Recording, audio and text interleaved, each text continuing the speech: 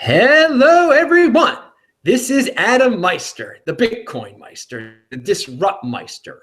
Welcome to Today in Bitcoin.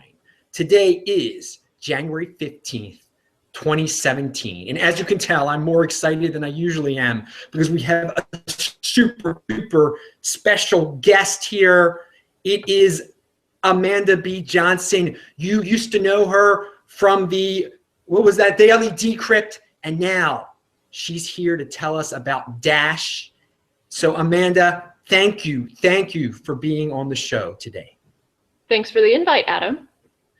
Now, Amanda, the Dash people, as my viewers here are familiar with, I have said since they hired you, since you joined the team, I think it was back in February or whenever it was, I was so impressed because you were a popular person in the cryptocurrency space already, and they obviously have good marketing minds around there because it was such a great marketing move. And I think Dash might be the best marketed altcoin out there. I mean, there's community building going on. There's all sorts of things going on that you symbolize. Actually, you embody. So it's great to have you here. We're gonna talk about some Dash, but I do have one little quick question first.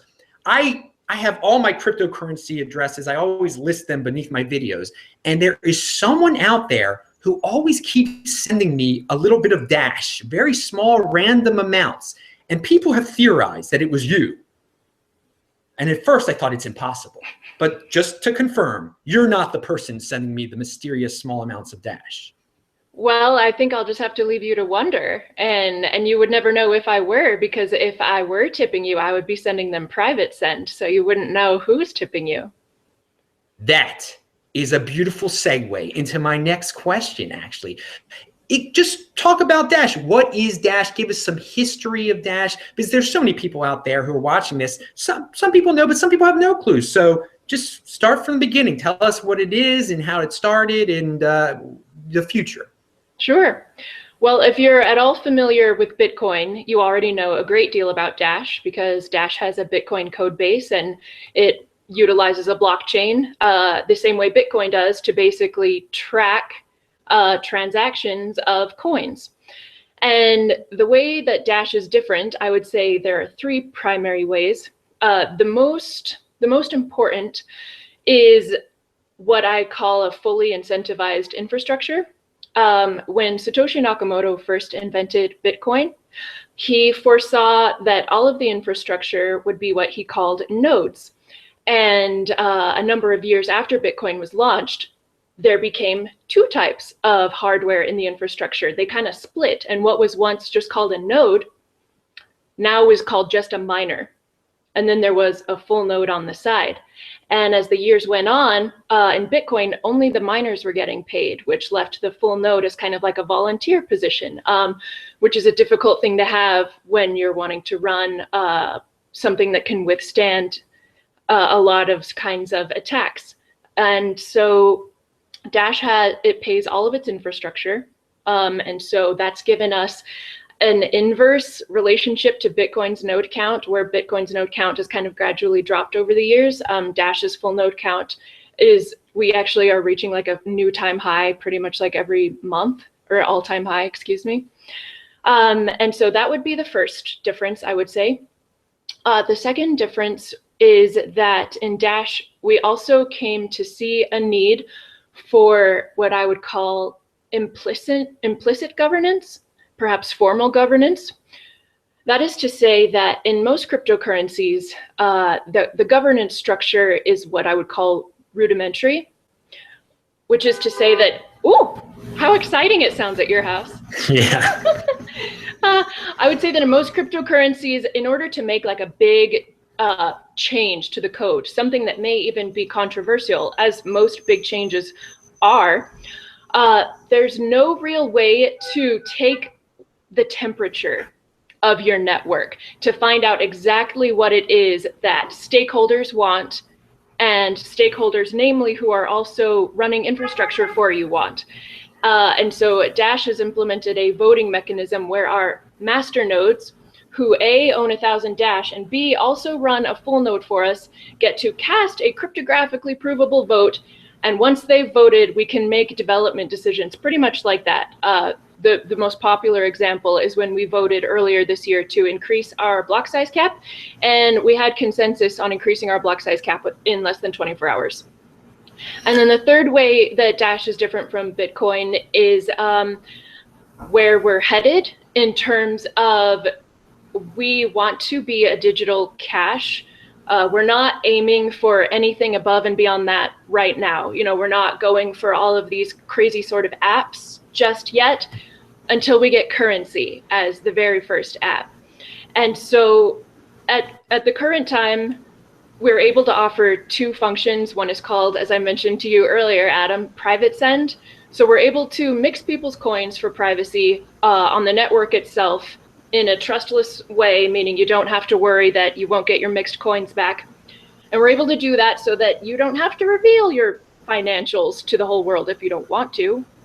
And then the other function is called instant send, where we're able to offer a confirmation. It's called a confirmation. It basically means the network says, yes, this payment has been rubber stamped. It cannot be pulled back or double spent. And we can offer an instant confirmation, meaning that for using Dash in real life to buy a hot dog or a soda or a cup of coffee, that's a doable thing. And so, yeah, I would say that's how Dash is different at this time. Okay, this is some good information, a lot of information. Obviously, Dash is classified as, I mean, to simplify things a little bit too, is people say Dash is one of the anonymous coins.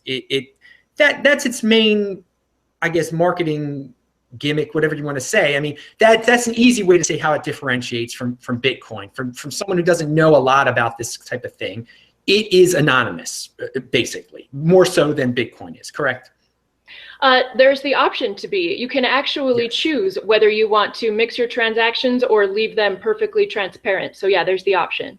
Okay. Yes. Yeah. That's definitely a better way of saying it. Okay. So that's some good. Now, in the old days, it was called, going back in history, it was dark coin originally, right? Yeah, you know, the day it was launched, it was actually called Xcoin, and then I don't know, they switched to dark coin very shortly thereafter, and they were dark coin for like a year. And then in early 2015, if I recall correctly, they rebranded to Dash, which is a portmanteau of digital cash. Yes. And obviously, even though dark coin sounds kind of dark and scary and, alternative, and it appeals to men, young men, I think Dash was the correct marketing move there. It appeals to everyone. It doesn't seem shady or anything like that. I thought it was a good move. I know at one point people complained, but maybe young men, but I think it is a good marketing thing. Now, I guess the first, people have sent me questions to ask you, obviously. And so, really? and yes. And I'm sure one of the ones you get asked a lot about the history is this thing. What is up with this pre-mine thing that people say happened back in the day? They say that there was a Dash pre-mine. Is this, what's your answer to that question? Someone asked about that, and it comes up, obviously. Sure. I remember asking about it when I first started learning about Dash as well.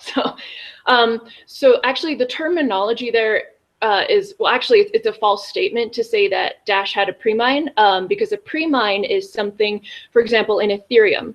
If you'll recall, before the Ethereum network launched, you could go online and send the Ethereum Foundation some Bitcoin, and they would say, okay, when Ethereum launches, we are going to have coins already created that you will hold claim to. And so that's what a pre-mine is. It's when people can purchase basically coins for which they will have the private key before a network even launches. And Dash did not have that at all. So probably what people are asking you about is what's sometimes called like a fast mine. I've even heard it called a ninja mine, which is to say that the first 24 to 48 hours that Dash was a network, there was a flaw in their launch code. At the time, they were actually a fork of Litecoin. And from what I have read and studied, there was a line of code in the Litecoin launch algorithm that made coins come out way faster than anybody thought they would. And so 24 to 48 hours in, people are on the forum, which is actually on Bitcoin Talk, the Dash thread on Bitcoin Talk, and they're like, hey, way more coins are coming out than we planned. What do we do? And so it happened like in back and forth chat sessions, right? Because Dash didn't have voting back then. But in the chat sessions with the people who were mining Dash at the time, they said, let's fix the flaw, which they did, and then let's keep going, which they did. And so I think in the first 24 to 48 hours, they mined something like 1.9 million Dash. Yeah, and then after that, it was fixed and things went back to normal.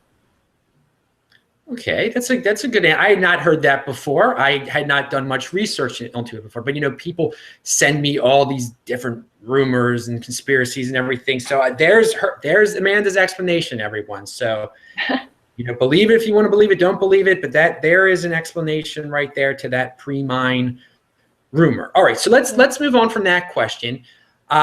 Something that marketing that you guys are doing and just the appearances and everything. Now, the one thing that I guess I take a little issue with, or at times, and other people pointed this out to me also, it seems like you're putting Dash in a position to kind of compete with Bitcoin, and that sometimes you take maybe shots at Bitcoin, whatever. Anyone can interpret it any way they want to, constructive criticism, whatever it is.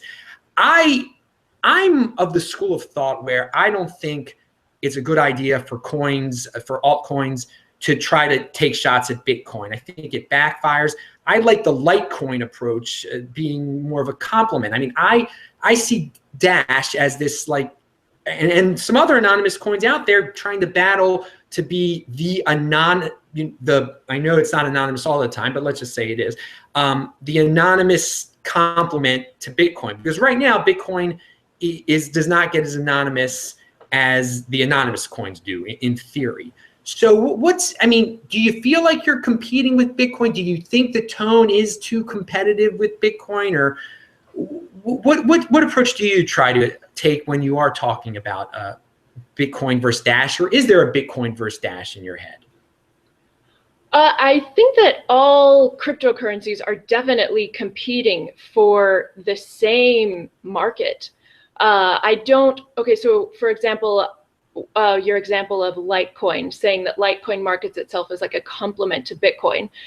And if we are actually aiming to be a currency, as at least I know we are at Dash, if we're actually aiming to be a currency, currencies are not often something that have like many complements to them. Like if you were to reach into your wallet in your back pocket right now, it's not like you have dollars and the complement to the dollar and this and that and this and that. Money is like a very much a network effect oriented thing. And so while I don't know that it will necessarily be like one blockchain to rule them all in the end, I can't speculate on that at all. We definitely are competing for the market of digital cash. And when it's funny that you say that you mentioned my taking shots at Bitcoin, I was taking shots at Bitcoin way before I started working for Dash. Even back when I was doing the daily decrypt, I started getting upset when Bitcoin started breaking down and started not working for me. Like one of my highest viewed videos from the daily decrypt was from a time that I was making a purchase on purse.io, and the mempool shot up to, I think it was like the highest it had ever been at that time. Obviously it's been higher since, but this was like February 2016. And the mempool reached an all-time high and my purse order didn't go through. And I was just so frustrated. So yeah, so we definitely, and when I say we, I mean, I can't speak for anybody but myself. I'm sure every single person who owns Dash would give you a different answer to your question. But me personally, I wanted Bitcoin to be a digital cash. And so that's why I like Dash so much, but also I don't feel like Dash is like this whole different thing from Bitcoin. I mean, it has the same code base, for heaven's sake. I feel like Dash is what I thought Bitcoin was going to be. All right, that's a good explanation. Now, to get into that a little bit deeper, though, is it, right now Bitcoin is a huge behemoth. Do you think it is the right approach, though, at this point, to, as you being the spokesperson and everything, to kind of jab at Bitcoin like that? I don't know. I'm a marketing guy. I don't think that's the best way of I think it's just talking about the positives of Dash, the anonymous aspect of Dash, your community aspect of Dash. Personally, that's what I think the direction you should go in. Now, you did mention one thing about complementary currencies. Does it exist? I mean, you can say gold and silver complementary in some, when I was just in Africa recently, in Zimbabwe, they don't have a currency anymore. So everybody likes the dollar, but they'll take the South African rand also. It's complementary to the dollar. So there are examples of where currencies can coexist, can be complementary, or gold and silver, whatever you want to call them. But things like currencies can coexist like that. So sorry about rambling on there. So I just want to, so you think it's an okay approach, the approach you're taking, obviously? Well, actually, I think that I have been persuaded to shift my focus a bit. I used to think that Dash's main market for the next year until Evolution comes out, which is going to be our product. I like to call it a cryptocurrency even your mother could use. I used to think that our primary market was the cryptosphere, and that if I could just communicate Dash's benefits well enough so that some people who hadn't before considered it might hear. I thought that was like my thing, right? But I've talked to some people within Dash since, and they're like, yo, our market is, we're not shooting for the current cryptosphere. I don't know if you've seen that chart. It shows like the market capitalization of all of cryptocurrency compared to like that of gold, compared to that of, I don't know, like derivative, blah, blah, blah, financial instruments, whatever, right? But basically they just said, our target is so much bigger than the current cryptosphere. And that really just got me thinking, like, I don't need to constantly like defend Dash, and I don't need to be like, yo, Bitcoiners, like, we're coming up on you. It's just anybody who knows anything about cryptocurrency, they can look into any one of these cryptocurrencies and they can learn all that there is to learn about each of them. And so I don't find anymore that it's my position to shout from the rooftops what you might not have been noticing, because it's there to be noticed. And we're not going for the cryptosphere. We're going for your mother and your grandmother and everyone else who just wants a mobile app that looks and feels like Venmo or PayPal. And they don't care how it runs on the back end. They just want it to be secure and fast and cheap. And so that is who we're going for. Okay, that is a great segue also to my next question. You read my mind. Explain this Dash Evolution. Someone asked about, tell us about Dash Evolution. What is it and what's the progress with it? Yeah. So Dash Evolution is a forthcoming basically layer on top of the Dash blockchain that was conceptualized of by Evan Duffield one day when he sat down and asked his mother to use Dash like from the Dash core wallet. And so of course what he sees is, oh, the average person is deeply uncomfortable with cryptography and what cryptography looks like, and these horrible long addresses and these even longer private keys, and like, be sure to generate a new address. What? Be sure to back up your private key. What's a private key? And he's like, okay, if we really want to be a digital cash, we're going to have to feel more like using something that people are familiar with, like online banking and these nifty little apps. And so now certainly you can get that experience from a third-party vendor on any cryptocurrency.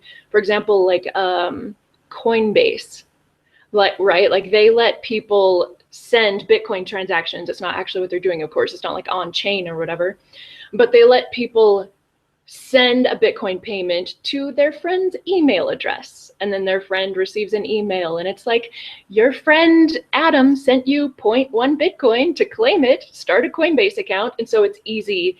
And so Evan was like, okay, how can we offer like the feel of Coinbase, which is familiar and easy, but not be like a centralized company like Coinbase with central servers and all of the vulnerabilities that come along with such a thing. And so he basically wrote, like, along with his team members, I'm sure, wrote a full spec sheet, many sheets, of exactly how a layer on top of the Dash blockchain, acting in a totally decentralized manner, could do things like store user credentials, namely username and passwords, and how these usernames could be used in place of cryptographic addresses. Certainly the blockchain is still only reading cryptographic addresses, but the end user does not see cryptographic addresses. And how can people, say, for example, reset their password or something? Or how can people protect themselves from getting hacked? When, let me just give you a quick example. I had a person ask if they could buy Dash from me a couple of months ago, and he was like, I want to have it in cold storage. I want to have the Dash in cold storage because I want it to be super secure. And I was like, great, buddy. Got him the Dash, put it in a paper wallet for him. What do you think he did with that paper wallet? He took a picture of it with his smartphone so that he would be sure to remember the public and private key set. It's like people have no grasp of how public-private key cryptography works, right? So how can we protect your mother from losing all of her funds because she took a picture of her public-private key set, et cetera, et cetera? And so, yeah, I am not a programmer, and so I cannot explain how this is actually done on the back end. But if you are a person who, say, is interested in reading white papers and that sort of thing, you can read about how all of these things will be provided for on the protocol level in Dash Evolution at dash.org/evolution. All right. And now what is, I mean, it's just making the user experience easier. I mean, when do you think this is going to go live? So alpha version is set to go live late this year. So when they say late, I don't know what that means. I mean, it could be October, could be November, could be December. And so, yeah, that's alpha. And then like, when is it actually like ready for your mom? I mean, maybe like 6 months after that, a year after that, but certainly ready for you and me, like late this year. Okay. This is good to know. So I'm not a tech guy either, so it's good you put this explanation out there. Now, we were talking about competition before, Bitcoin and Dash. When we hear Dash and we hear the word competition, obviously, and communities, we think of Monero and Dash. They seem to be the biggest rivals in the cryptocurrency space. Both are anonymous coins, and you actually spoke about Monero before you were even a Dash person, on your show and everything. So it's well known. Both are very well known. What's going on here? In the long run, can both of them coexist, or is there going to be a winner? I mean, I guess only the market will decide how many blockchains tokens can hold value over time if they serve the same purpose. When it comes to Dash and Monero specifically, I think that in terms of just the offering of like the anonymity, I think that's the only thing that Dash and Monero have in common. Aside from that, they're completely different in every way. They're completely different in their trajectory. Monero will, if Monero ever got the market cap of, say, Bitcoin or whatever, it would encounter all of the same paralyzing problems that Bitcoin has, because of the reasons I mentioned before. A, Monero doesn't incentivize all of their infrastructure, they only incentivize miners.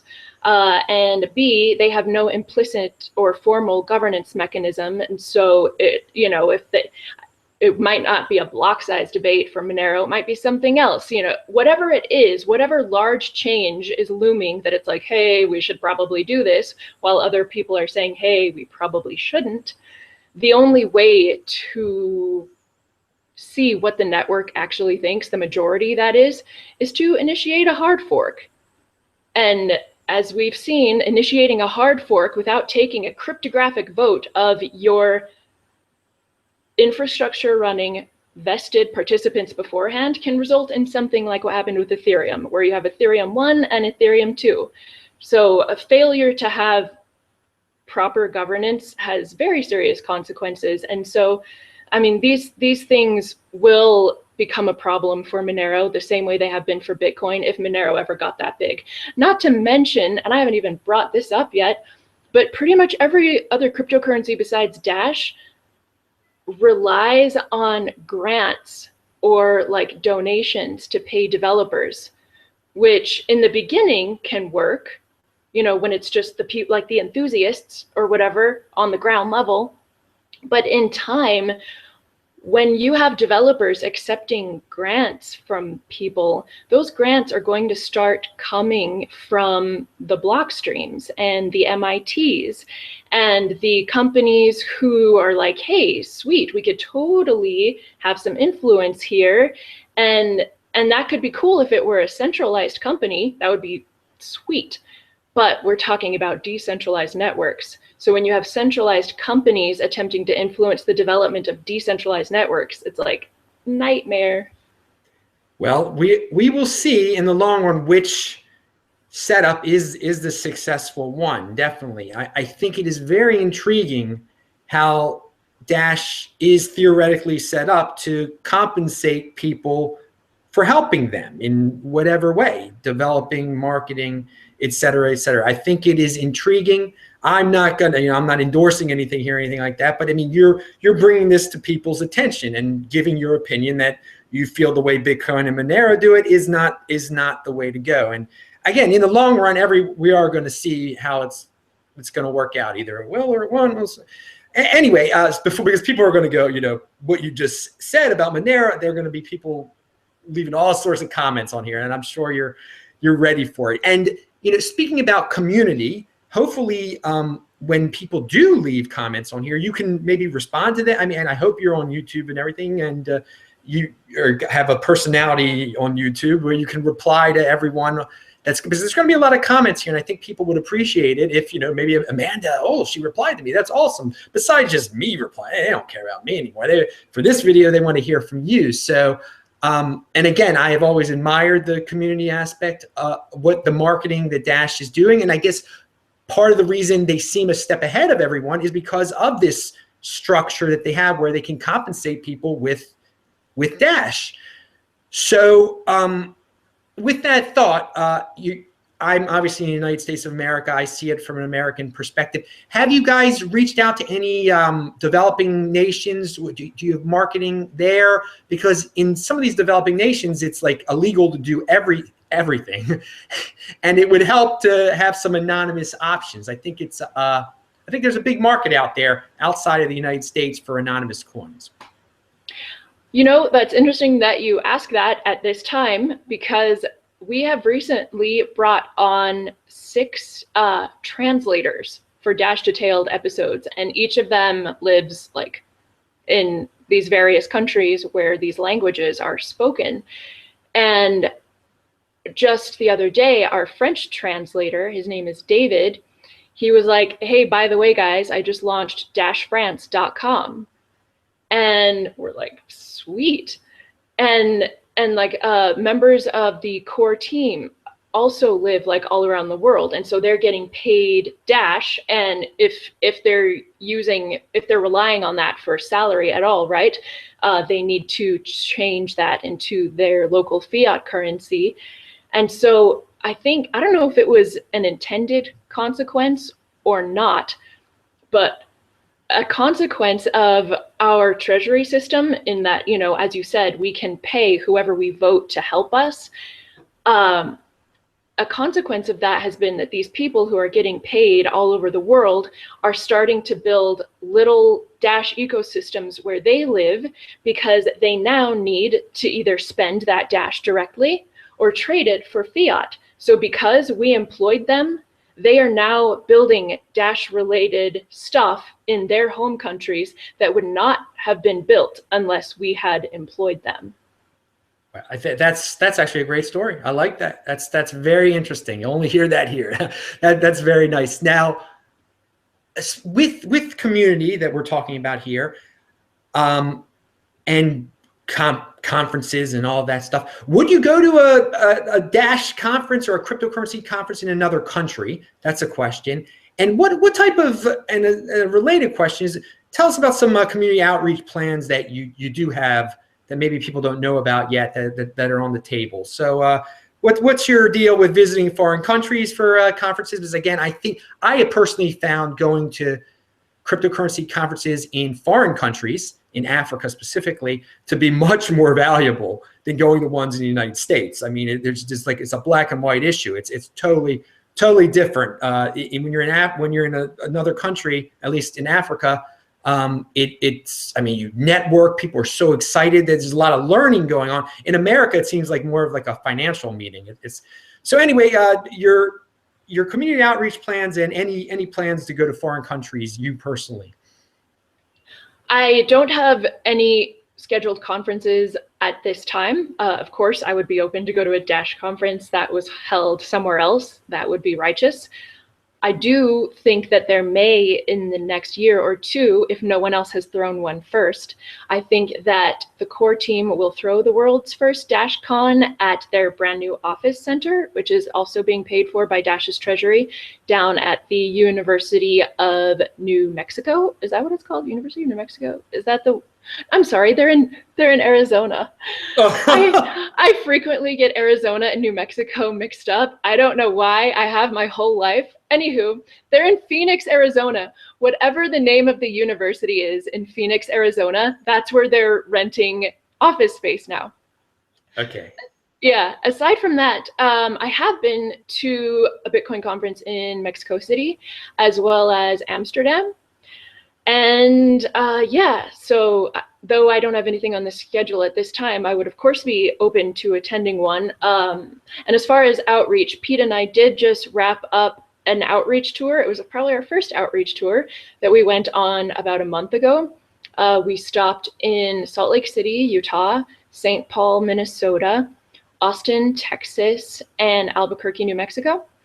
And yeah, and it was great. And like you said, Adam, it was eye-opening to not be in so much of like a financy atmosphere where it's all like, here's my tie, here's my business card, call me, but rather people who are interested in like, is there a different type of money coming up in the world? If so, what is it? How might that affect me? Do I want to get involved? Do I not? What are the benefits? Like, and so, yeah, it felt more like that, and it was fun. That's awesome. Now, with community outreach, by the way, everyone, I'm going to give all the important Dash links below this video. Amanda, you can send me what you think is very important to put below this video. I think I know most of the social media stuff that's out there with Dash, but who knows? Speaking of social media, and this is kind of on a little bit of a tangent, I guess, but what do you think about Steemit? What do you think about that site? I know people have talked about Dash on Steemit, but have you experimented with that over there? I tried to create an account once, and for some reason I kept getting an error, and like I emailed their admins about it, and they told me that the error was fixed, but I tried again, and maybe it was on my end, I don't know. But yeah, I mean, I've certainly read articles there, and I've gotten information from there, and Steemit as a platform is an app chain, right? So an app other than currency is what their blockchain is going for. I personally don't think that any app chains will be able to survive in the long run. Reason being is that as a database or whatever, the blockchain the blockchain's security, its sustainability, its viability are all completely dependent upon the base token of that blockchain having value. And the more value that people assign to it, the greater the security and viability of that blockchain. And so if you will imagine with me, I don't know, 15 years into the future, let's say that, hey, Dash, it has achieved like money status or whatever. Very optimistic sort of scenario here. So the Dash blockchain has like money status. So if you're mining for us, if you're master noding for us or developing for us, you're getting paid something that you can buy your groceries with, you can pay for your gas for your car with, you can buy stuff on the internet. It's like money. And then you have an app chain. And to mine for them or run any sort of infrastructure for them, you're getting paid in some kind of app coin. And the only way that app coin can bring any value to your life whatsoever is to trade it into money so that you can then buy your groceries and put gas in your car, et cetera, et cetera, et cetera. So I think in a long-term future, if one blockchain has achieved money status, there will be no reason that it will be economically unviable for app chains to exist, because the app chains would just rather want to live, the apps would rather want to live on top of a chain where the infrastructure is getting paid money. Yeah, that's a lot of people say that about Steam, the cryptocurrency, that, you know, people just want Bitcoin in the end. Why not create this type of platform with Bitcoin, with money? So yeah, it's the same sentiment many people feel. Now, I did mention people had some questions, so we're going to go, because we're running out of time here a little bit. Let me give the questions here. Will Dash lobby to get added to any darknet websites? I don't know. I mean, I suppose anybody who holds Dash who wanted to send an email to some darknet admin could certainly do so. I've not seen any network-wide votes about such a thing, so I don't know that like the network itself would ever be like, yes, let us do this thing, but certainly any individual might do that. Okay. Now the next two questions are about anonymity. I can't even pronounce it right. Will there be any changes to the anonymous aspects of Dash? And can you compare Dash and Monero on the on anonymity? What anonymity? I can't even say it. Anonymity, yeah. Yeah. So actually, it's interesting that you ask about this, because a lot of people, and I think they've got me convinced also, believe that having the option to be anonymous or not, the way Dash offers that and Monero doesn't, is actually a selling point. And I don't think it would ever be changed. Probably what the person is asking, I'm thinking, is would Dash ever become like less anonymous or like take away some of its anonymity offerings? And I don't think so, because I think that Dash's developers realize that the way it is now is what most closely mirrors the current monetary system, which is there are trackable channels, namely the banking system, and there are not trackable channels, namely like paper cash.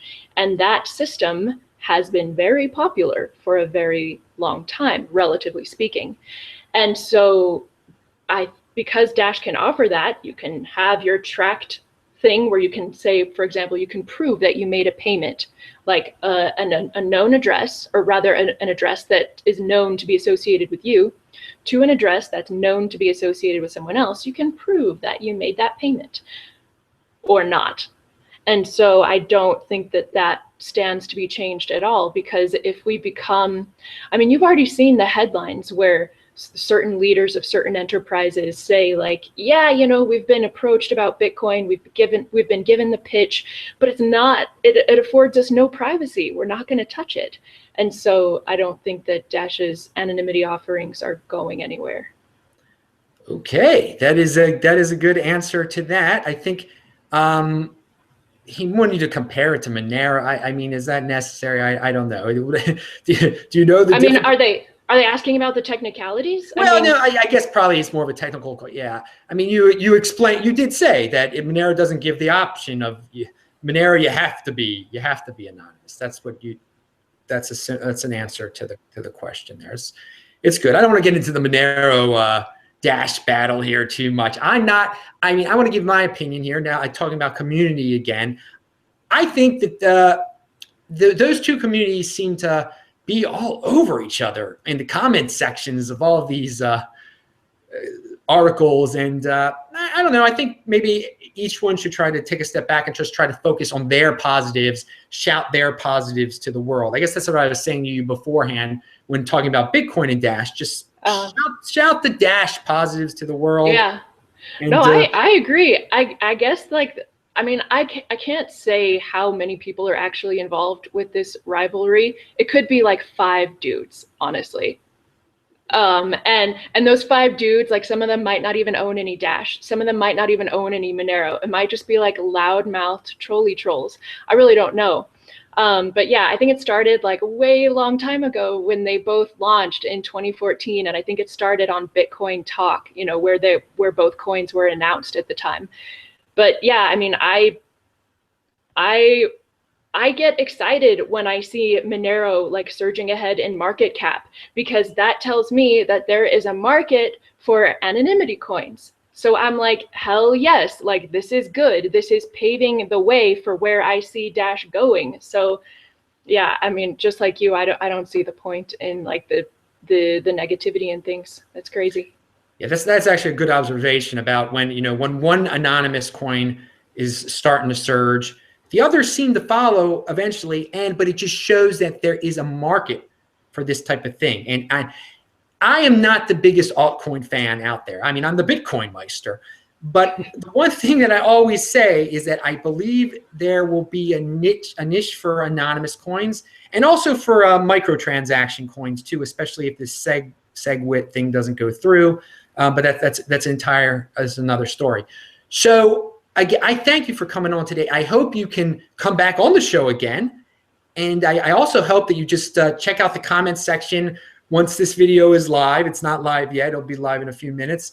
And just say hello to some of the people out there, respond to some of the constructive criticism and the not so constructive criticism, and just keep the community thing going, because I'm really big into community, and I feel that Dash is in the community and in the marketing and everything. So. All right. Well, thanks for having me, Adam. And why don't you just keep checking your Dash address, see if any more tips don't come into you. Oh, I will keep checking it. So again, thank you, Amanda B. Johnson, for being a guest today. I am going to give all the important links below this video. So I'm Adam Meister, the Bitcoin Meister, the Disrupt Meister. But before I give my classic send-off, I do want to say, do you have anything else you want to share, though, real quick? Anything that I forgot? No. I mean, I guess I would just hope that you follow me on Twitter @DashDetailed. All right, good. I didn't want to do a quick sign off like that, but here's my sign off. I'm Adam Meister, the Bitcoin Meister, the Disrupt Meister. Remember to subscribe to this channel, like this video, share this video, and of course, check out the notes section below. My Dash address is there. Everything's going to be down there. All of Amanda's information. Hopefully, we'll see her in the comments section soon. Take care, everyone. Bye-bye.